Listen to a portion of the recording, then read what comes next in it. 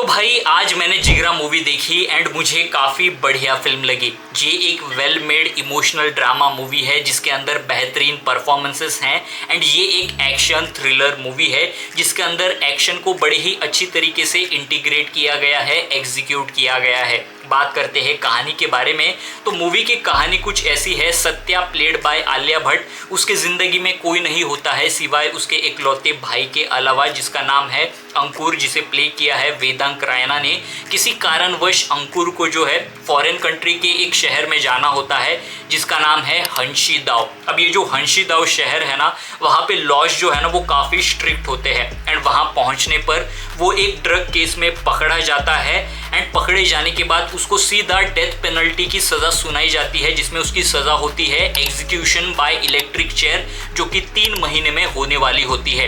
And ये बात जब सत्या यानी कि आलिया भट्ट के कैरेक्टर के पास पहुंचती है, वो सीधा उसे बचाने के लिए निकल पड़ती है एंड वहां पहुंचने के बाद वो हर मुमकिन कोशिश करती है अपने भाई को बचाने की सही तरीके से, लीगल तरीके से। लेकिन एंड में उसको पता चलता है कि ऐसे केसेस में कुछ नहीं हो सकता, ज़्यादा से ज़्यादा उसका जो एग्जीक्यूशन है वो कुछ दिनों के लिए एक्सटेंड हो सकता है, डिले हो सकता है, लेकिन एंड में उसकी जो डेथ है, एग्जीक्यूशन है, वो तय है। जिसके बाद वो डिसाइड करती है कि वो अपने भाई को जेल ब्रेक करके बाहर निकालेगी। अब क्या वो उसे सक्सेसफुली जेल से बाहर निकाल पाती है? नहीं निकाल पाती है। ये इस मूवी की कहानी है। यूजुअली ऐसी टाइप की जो कहानियां होती है ना, वो काफी स्ट्रेट फॉरवर्ड होती है जिसका एंड रिजल्ट आपको ऑलरेडी पता है कि क्या होने वाला है या फिर क्या हो सकता है। एंड ऐसे केसेस में जो स्क्रीन प्ले है, डायरेक्शन है एंड जो परफॉर्मेंसेस है, ये तीनों चीजें काफी की एंड इंपॉर्टेंट रोल प्ले करती है। बात करें डायरेक्शन के बारे में, स्क्रीन प्ले के बारे में, तो director Vasant Bala and the writers have done a great job in terms of through out movie में आपको एंगेज रखने के लिए। मूवी के शुरुआत में ही जो कैरेक्टर्स है, उनकी जो सिचुएशन है, उसको अच्छे से सेटअप किया गया है। सत्या एंड उसका जो भाई है अंकुर, उन दोनों का एक जो रिलेशनशिप है, बॉन्ड है, डायनेमिक्स है, उसको अच्छे से सेटअप किया गया है, प्रेजेंट किया गया है। फिर वो जिन रिलेटिव्स के साथ रहते हैं उनके साथ उनका एक जो डायनेमिक्स है। फिर अंकुर जब जेल के अंदर फंस जाता है, उसके बाद सत्या उसे बचाने के लिए जब निकल पड़ती है एंड हर मुमकिन कोशिश करती है, लेकिन सैडली उसमें वो नाकामयाब होती है। जिसके बाद वो उसको जेल ब्रेक करके बाहर निकालने का रास्ता चुनती है। फिर वो जो प्लानिंग करती है उसको एग्जीक्यूट करने के लिए जब निकल पड़ती है, उस बीच जब हम उसको एक्शन में देखते हैं तो वो सारी चीज़ें जो है कुछ भी आपको आउट ऑफ द प्लेस या out of the blue feel नहीं होती है। सारी चीज़ों को एक अच्छे से बैक स्टोरी के साथ, सेटअप के साथ हमारे सामने प्रेजेंट किया जाता है जो कि लॉजिकल फील होता है। एंड वही दूसरी तरफ जो अंकुर है जेल के अंदर होता है, वो जिन सिचुएशंस में, हालातों में रहता है, उसके साथ जो एक टॉर्चर होता है जिसके कारण उसके एक माइंडसेट में, उसके एक थिंकिंग में एक हल्का सा चेंज आ जाता है। एंड ये दोनों साइड के जो पहलू है कहानी के, वो पैरेलली हमारे सामने एक के बाद एक प्रेजेंट किए जाते हैं, जिसके चलते थ्रू आउट मूवी में ना आपका जो इंटरेस्ट है वो बना रहता है। मूवी का जो फर्स्ट हाफ है ना वो बढ़िया है, लेकिन बीच में हल्का सा ड्रॉप आ जाता है, लेकिन थोड़ी देर बाद मूवी जो है अपना पेस पकड़ लेती है। मूवी का जो सेकंड हाफ है ना, वो मुझे फर्स्ट हाफ से कई गुना बेटर लगा, अमेजिंग लगा, जहाँ पे जेल ब्रेक का एग्जीक्यूट होते हुए हमें दिखाया जाता है। एंड वहां से जो मूवी आपका अटेंशन ग्रैब करती है ना, वो एंड तक बना करके रखती है। मतलब लिटरली सेकंड हाफ में आपको एज ऑफ द सीट वाली nail biting, adrenaline pumping rush feel होता है कि भाई क्या होगा, कैसे होगा, क्या सत्या अपने भाई को जेल से सक्सेसफुली निकाल पाएगी या फिर वो नहीं निकाल पाएगी, या उसको बचाते बचाते वो अपने आप को सैक्रिफाइस कर देगी, या फिर दोनों के ही जेल ब्रेक करते वक्त मौत हो जाएगी। ये सारे थॉट्स आपके दिमाग में आते हैं। सेकेंड हाफ जो है वो इसलिए भी और भी ज्यादा इंटेंस लगता है क्योंकि जनरली जो मूवीज होती है जिसके अंदर हमें जेल वाला सीक्वेंस देखने मिलता है, वो काफी जेनरिक से, सिंपल तरीके से जेल वाला सीक्वेंस दिखाते हैं, जहाँ पे एक कैरेक्टर जब जेल के अंदर जाता है तो या तो उसकी जान पहचान होती है, वो आराम से रह रहा होता है, या फिर एक ऐसे कैरेक्टर से मुलाकात होती है जिससे उसकी दोस्ती होती है, जो जेल वाली लाइफ में उसको एडजस्ट करने में हेल्प कराता है, उसकी जान पहचान कराता है, या फिर वो इतना ज्यादा स्ट्रांग होता है कि वो बाकी के जो जेल के अंदर कैरेक्टर्स है उनको मार देता है, पीट देता है। जो जेल के अंदर ऑफिसर्स होते हैं उनको आउटस्मार्ट कर देता है, वो इतना इंटेलिजेंट होता है। लेकिन इस मूवी के अंदर जो अंकुर का कैरेक्टर है, जब वो जेल के अंदर जाता है तो वो पूरा जो जेल वाला सीक्वेंस है ना वो काफी रियलिस्टिक तरीके से पोर्ट्रे किया गया है, जहां पर अंकुर के साथ क्या होगा हमें पता नहीं है, सही भी हो सकता है गलत भी हो सकता है।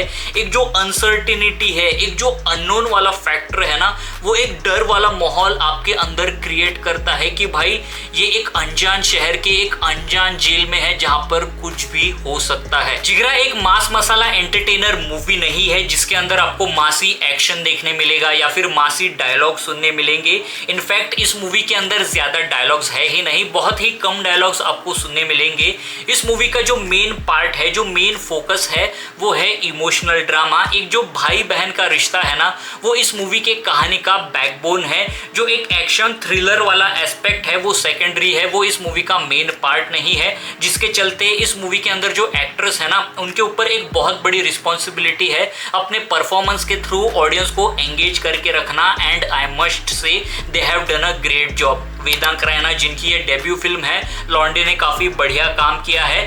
मनोज पाहवा जी जो इस मूवी के अंदर है, उन्होंने भी तगड़ी एंड बेहतरीन परफॉर्मेंस दी है। मतलब मूवी अच्छी या बुरी हो सकती है, लेकिन मनोज जी जो है वो हमेशा फर्स्ट क्लास ही परफॉर्मेंस देते हैं। इस मूवी के अंदर जो मेन पुलिस ऑफिसर या फिर जो जेलर है, जो जेल के अंदर अंकुर यानी कि वेदांत रैना के कैरेक्टर को टॉर्चर करते हैं, जो इस मूवी के मेन विलन है, उन्होंने भी बढ़िया परफॉर्मेंस दी है। मतलब उनका एक टिपिकल क्लीशे विलन हो सकता था, लेकिन उन्होंने बड़े ही सटल तरीके से, नुआंस्ड वे में, बैलेंस तरीके से अपने कैरेक्टर को प्ले किया है। Last but not the least, Alia Bhatt as Satya, she has killed it. मतलब इस मूवी से पहले ना मैं उनका इतना बड़ा फैन नहीं था, एंड इस मूवी को देखने के बाद आई कैन डेफिनेटली से she has literally stole the show. इस कैरेक्टर का हर एक इमोशन जो है उसे उन्होंने ब्यूटीफुली एक्सप्रेस किया है, हमारे सामने प्रेजेंट किया है अपने जेस्चर पोस्चर के थ्रू, अपने एक्सप्रेशन के थ्रू एंड ओवरऑल परफॉर्मेंस के थ्रू।